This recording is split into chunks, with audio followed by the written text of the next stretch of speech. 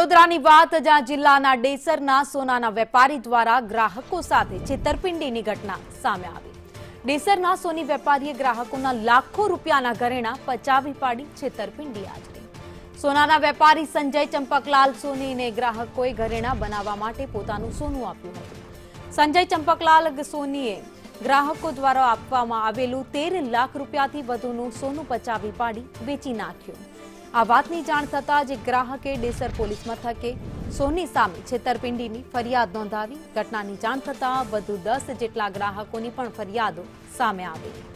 તમામ ગ્રાહકોની ફરિયાદને આધારે સોનાના વેપારી સંજય ચંપકલાલ સોની સામે મોડી રાત્રે પોલીસે તપાસ તેજ કરી તેમની અટકાયત કરી લીધી।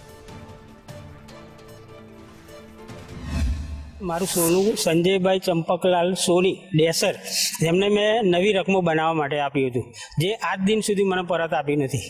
મારું સોનું લગભગ 6.5 તોલા અને એના સિવાય એક પેન્ડલ છે, એમ કરીને 7 તોલા જેવું છે, અને મારા સિસ્ટરનું 2 તોલા છે, અને મારા ભાઈનું 1 તોલા 1.5 તોલા જેવું છે, એમ બધું થઈને 10 તોલા જેવું થાય। કાલે આવો, પરમ દિવસ આવો, કાલે આવો, પરમ દિવસ આવો, અઠવાડિયા પછી આવો, એમ કરી વારે ઘડી મને ધક્કા ખવડાવતા, અને ધક્કા ખાતે ખાતે આજે 7-8 મહિનાનો સમય વીતી ગયો, છતાં પણ હજુ મને આપ્યું નહીં।